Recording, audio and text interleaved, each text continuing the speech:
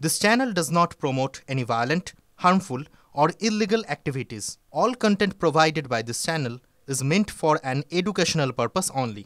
Top quality और consistent performance के लिए सिर्फ सिल्वर पंप्स नाम याद रखना। গোটা দেশে নতুন করে কোভিড পরিস্থিতি আর সেই পরিস্থিতিতে উদ্বেগের খবর পাওয়া যাচ্ছে যে তিনবার গুণমানে উত্তীর্ণ হতে না পারা একটি হ্যান্ডওয়াশ সরবরাহকারী সংস্থাকে কালো তালিকাভুক্ত করল স্বাস্থ্য ভবন।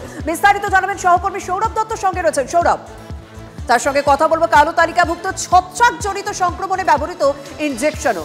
ঠিক কোন সংস্থাকে কালো তালিকাভুক্ত করা হলো, কি কারণে করা হলো, সৌরভ জানাবেন। সৌরভ, দেখো, দুটি ভিন্ন সংস্থার দুটি প্রোডাক্টকে কালো তালিকাভুক্ত করা হয়েছে।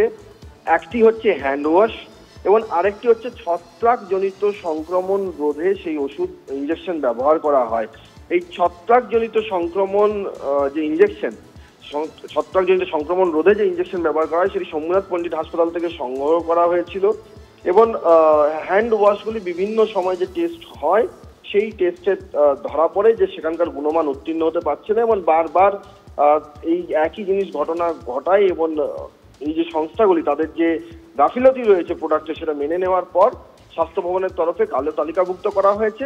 চিকিৎসকেরা যেটা বলছেন যে কোভিডের সময় যখন কোভিডের বাড়ন্ত তখন কোভিডের চিকিৎসায় ব্যবহৃত দুটি ওষুধের এভাবে গুণমান উত্তীর্ণ না হওয়া নিশ্চিতভাবে আরো একবার উদ্বেগ বাড়ালো। ধন্যবাদ সৌরভ।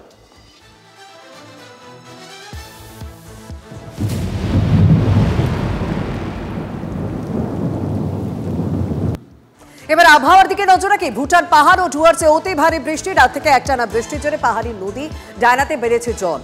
জলের স্রোতে ভেসেছে অস্থায়ী বালির বাঁধ। জল বাড়ায় নদী ড্রেজিং এর কাজে সমস্যা হয়েছে।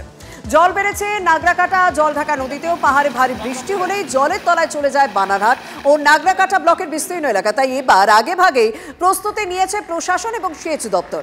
এইভাবে বৃষ্টি চলে পুরোপুরি থমকে যেতে পারে কাজ। আশঙ্কা শ্রমিকদের, যদি দ্রুত ড্রেজিং এর কাজ করা না হয় তাহলে প্লাবিত হতে পারে ডায়না নদীর তীরবর্তী এলাকাগুলি। আবহাওয়া দপ্তরের পূর্বাভাস অনুযায়ী ভুটান পাহাড় এবং উত্তরবঙ্গে ভারী বৃষ্টি শুরু হয়েছে এবং পাহাড়ে বৃষ্টির কারণে জলস্ফীতি দেখা দিয়েছে ডুয়ার্সের যে সমস্ত নদীগুলি পাহাড় থেকে নেমে এসেছে সেগুলিতে।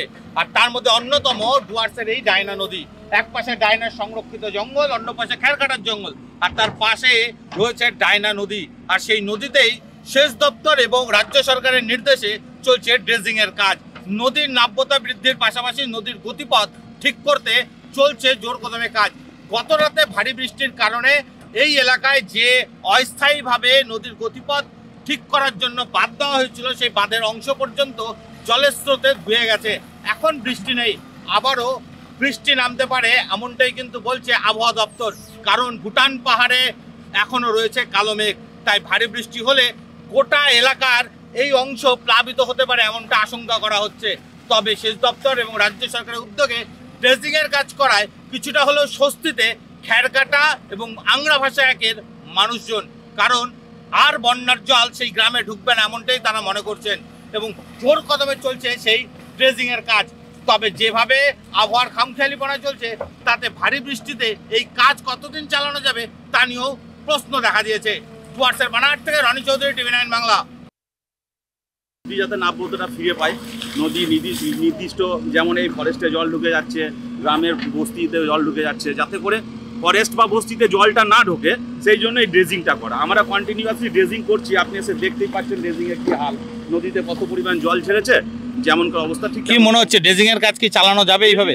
ড্রেজিং এর কাজ চালানো সম্ভব। দেখুন, আমার হাতে তো কিছু নেই, আমি যথাসাধ্য চেষ্টা করছি কন্টিনিউয়াসলি কাজটা করার জন্য, কিন্তু প্রত্যেকদিন প্রতিনিয়ত এইভাবে বৃষ্টি হলে তাহলে পসিবল হবে না। অর্থাৎ বোঝাই যাচ্ছে যে প্রশাসন সব দিক থেকে সতর্ক। বানারহাটের গয়েরকাটা এবং জ্যোতির্ময় কলোনিতে নদী তীরবর্তী এলাকার বাসিন্দাদের সঙ্গে কথা বলেন প্রশাসনিক আধিকারিকরা। স্থানীয়দের সতর্ক থাকার পরামর্শ দেওয়া হয়েছে। নদী তীরবর্তী এলাকায় চলছে নজরদারি। পরিস্থিতি মোকাবিলায় তৈরি থাকতে বলা হয়েছে বিপর্যয় মোকাবিলা বাহিনীকে। ধূপগুড়ি থেকে ফালাকাটাগামী জাতীয় সড়কে জল জমে গিয়েছে এখনই।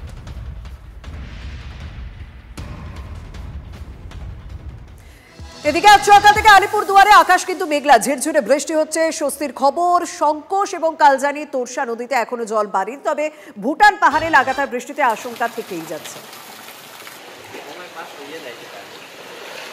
বীরপাড়া সুভাষপল্লী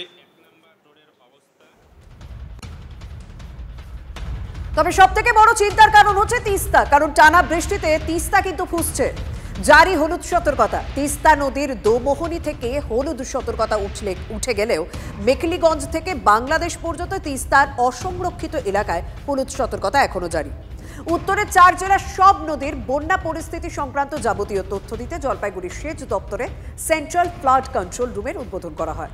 বিভিন্ন এলাকা থেকে কি পরিমাণে জল ছাড়া হচ্ছে, তার প্রভাব উত্তরবঙ্গের নদীর উপর কিভাবে পড়ছে, তার যাবতীয় তথ্য পাওয়া যাবে এই সেন্ট্রাল কন্ট্রোল রুম থেকে। অন্যদিকে ব্যারেজ থেকে দফায় দফায় জল ছাড়ায় তিস্তায় জলস্ফীতি দেখা দিয়েছে।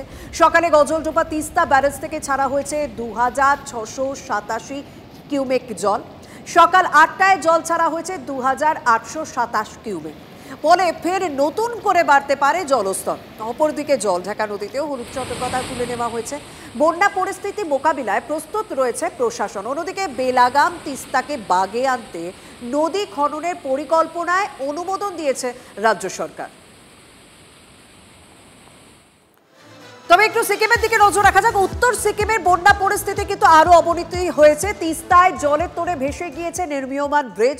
জম্বু, চুংথাং, লাচুং, লাচেনের যোগাযোগ রীতিমতো বিচ্ছিন্ন। গোটা উত্তর সিকিম জুড়ে ধস নেমেছে। বিপর্যস্ত যোগাযোগ ব্যবস্থা দেখতেই পাচ্ছেন। একের পর এক যোগাযোগ ব্যবস্থা, যে ব্রিজগুলো ছিল সেই ব্রিজগুলোতে যথেষ্ট প্রভাব পড়েছে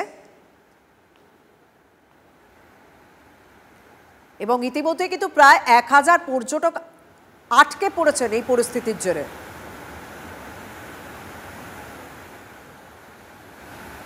সতর্ক থাকতে নির্দেশিকা জারি করেছে সিকিমের সরকার।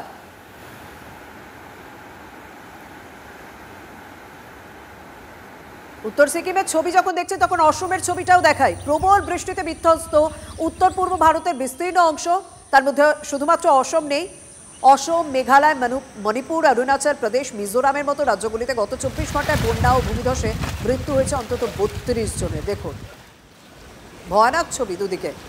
মৃতের সংখ্যা আরও বাড়ার আশঙ্কা রয়েছে। ধসে ভেসে গিয়েছে অসম এবং মেঘালয় সংযোগকারী 17 নম্বর জাতীয় সড়কের একাংশ। দফায় দফায় ধস, মেঘভাঙা বৃষ্টি এবং হরপাবানের কারণে বহু গুরুত্বপূর্ণ রাস্তা ক্ষতিগ্রস্ত হয়েছে।